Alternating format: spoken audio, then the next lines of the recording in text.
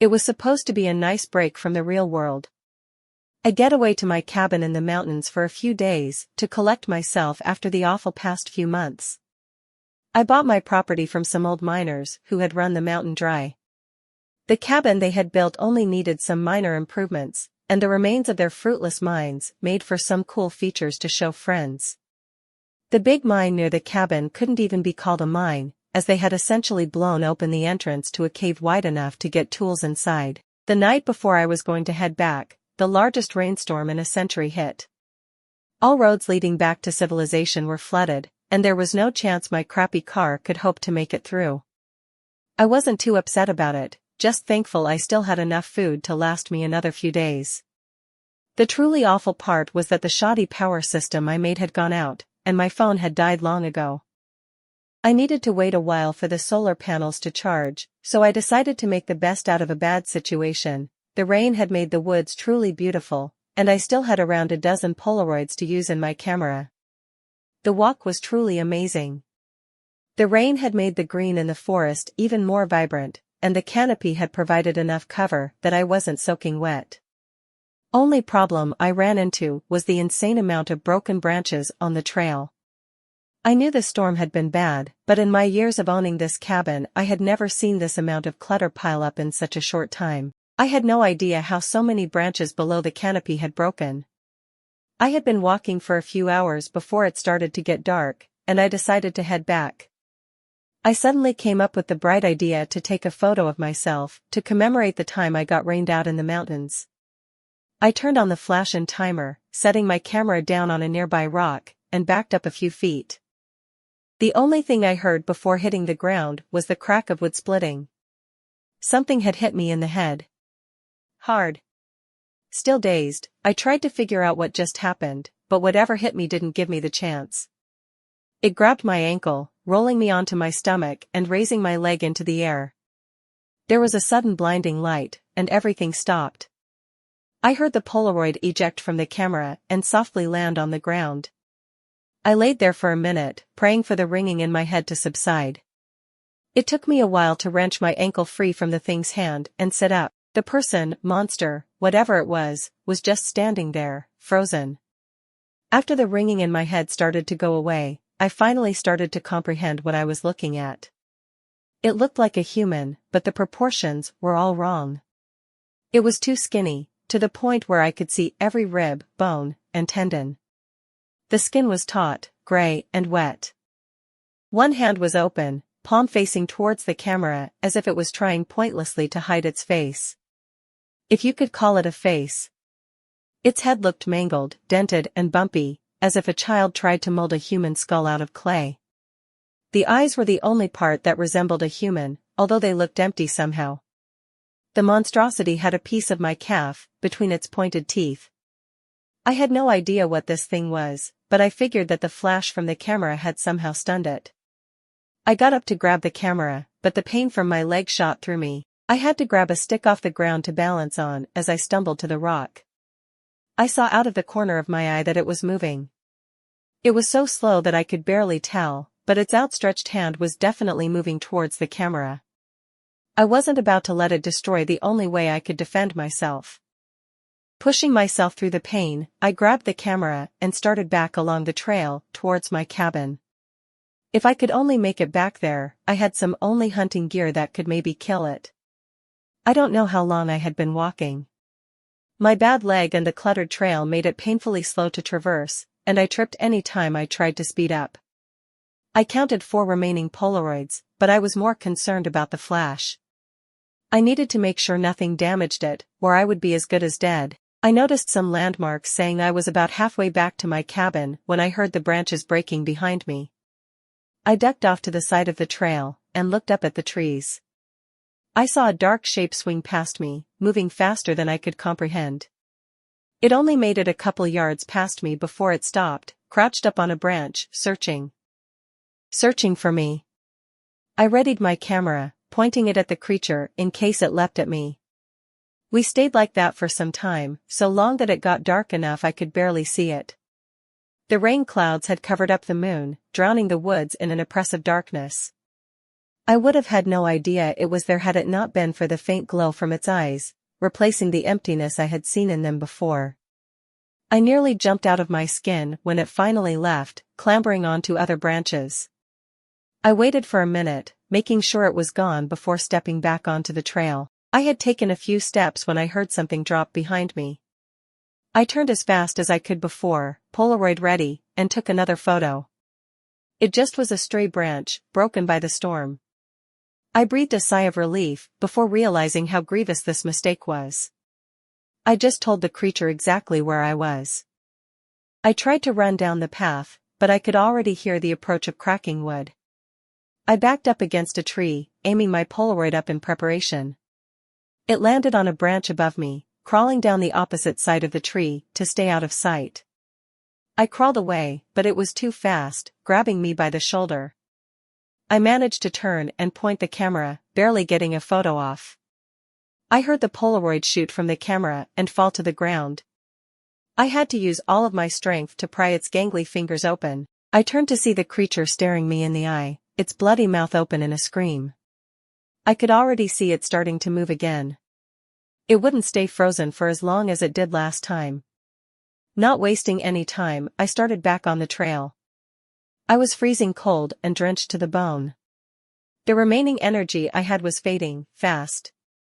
I made out enough landmarks to know I was close to my cabin. A little less than a quarter of the trail was left before I made it. I hadn't heard any signs of the monster, but I figured it was freed from whatever shock the flash put it in. It wasn't long until I could reach my cabin, but if I kept pushing like this I would trip and roll down the side of the mountain. I decided to sit underneath a short tree a few feet off the trail, making sure to hide myself underneath the leaves as best I could. I rested my head against the bark, catching my breath. Using my brake, I checked on my leg only to find it a bloody mess.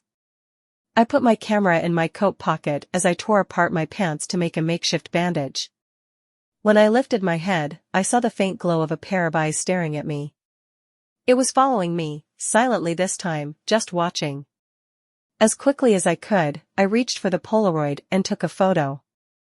I saw the blinding light, and heard the gears push the Polaroid to the ground, but when my eyes adjusted I saw nothing but trees. It moved out of the way. The creature leapt at me from behind, not about to give me the chance to get away again. It pinned me down, holding me with a force I had no idea it was capable of. I stared at it, waiting for it to bite into my neck and tear out what remaining life I had left. Before I could come up with a way out, it grabbed my face and forced my head down onto the ground. Everything went black. I woke up to the rough coldness of stone. I slowly sat up, feeling the back of my badly bruised and bleeding head. It was pitch black, I couldn't see my hands in front of my eyes. I stretched out my hands, feeling the coarse rock that surrounded me, until my hand drifted to a warm puddle. Following the liquid to its source, I felt coarse hair. It was a dead deer.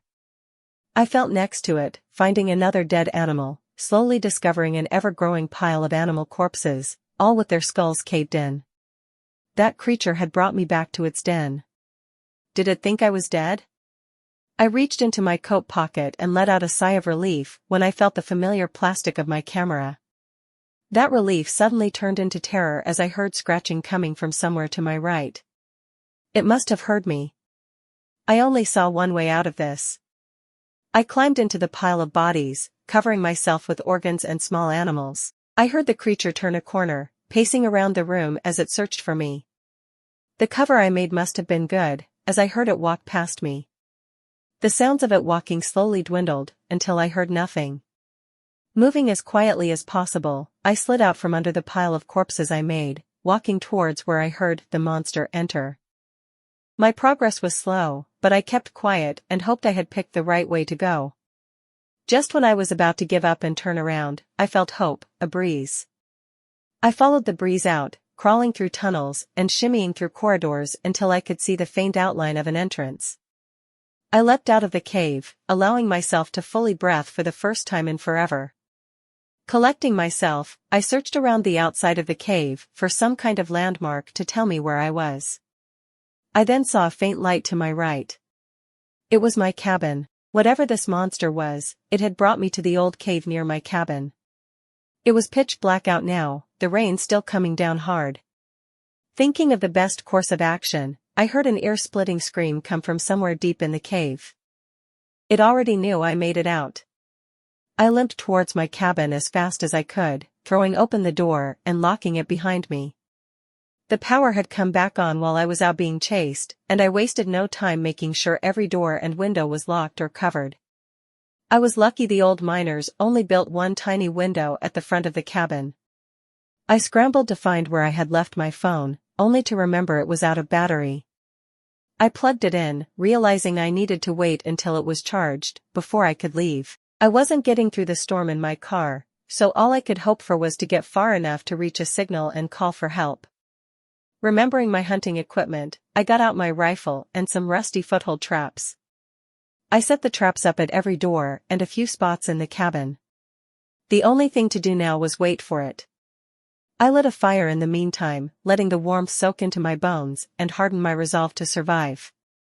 It didn't take too long to hear scuttling along the outside of my house, going up towards the roof. I had never been more glad for a fire, knowing it couldn't go through the chimney without getting burned. The scuttling increased in speed and sound, as if the creature was getting frustrated it couldn't find a way in. It then started pounding on the doors, running between them, testing which one would give in first. I shot at the doors until my ears were ringing and my shoulder was numb, but the thing never stopped. I heard a crash as the window at the front broke, the monster's elongated arm reaching through and flailing around in an attempt to grab me. A few shots from my gun dissuaded it, but then it decided to make its own entrance. Using what I could only imagine to be a large rock, the thing relentlessly beat on a wall until the wood started to split. No matter how many shots I put through that wall, it wouldn't stop breaking it down. I was frozen there, trying to think of a way out of fighting something I couldn't kill or trap. But it was already too late. The monster crashed through the wall, immediately rushing me and hitting me across the room. I sat there, the wind knocked out of me, watching as it approached. It knew it had me. No matter how many foothold traps it stepped in, it never slowed its approach. I wanted to save it in case I had to make a run from my car, but I had to use it now. I pulled out the camera, aiming it at the monster, and took a photo as it started to run, trying to stop me before I could press the shutter. I heard the gears grind, and the Polaroid dropped to the ground, but I closed my eyes when I realized it. The flash didn't go off. I was about to die. I don't know when it happened, but my camera must have been damaged. It's probably toying with me now, waiting for me to open my eyes so it could make me watch as it devours me. But there was only silence. I finally opened my eyes. Its hand was only a foot away, reaching for the camera. It was frozen. I looked into its eyes, but something was wrong, that haunting glow was gone. All I saw was that familiar emptiness I had seen when it first attacked me. Confused, I dropped my camera and scrambled around it, going for the door. Something stopped me, and I looked back at the creature, seeing its hand slowly starting to move. I thought it was reaching for the camera, but it was going for the Polaroid. I cautiously approached, grabbing the Polaroid before the creature could. I expected the photo to look normal, but I instead saw a gray haze in the rough shape of the monstrosity standing before me. The haze in the photo looked as if it was moving, writhing around as if trying to escape. Taking the photo had ripped it out of the monster, and it wanted to go back. I knew what I had to do. I limped to the fireplace and tossed the photo in. The creature immediately started to scream. I imagine it would have deafened me if shooting the gun hadn't already. It dropped to its knees, its pale skin bubbling and bursting. It crawled towards the fireplace, using the last of its fleeting strength to fight against the burning agony it was in. In the end, it was too slow. By the time the Polaroid was ashes, the creature was only a pile of misshapen bones. I grabbed my phone and car keys. I drove it as far as I could, but the shitty thing got stuck in the mud a few miles out from the nearest town. I managed to limp the rest of the way, pushing myself with energy I didn't know I had. I'm writing this in the home of a kind stranger as they try to call the police, but they can't get out here due to the storm. I should be able to upload this account with the little signal I can get. I'm realizing now that I should have stayed in my cabin, as all I've done is sentence another poor person to die. I see their eyes out in the tree line, dozens of glimmers as they stare at me, curious, waiting, watching. I don't know if taking photos with my phone will work. Even if it does, there's no way I can stop them all. I'm posting this as a warning. Stay out of the mountains. They've come to take back their land. So like and subscribe our channel for more videos, thanks.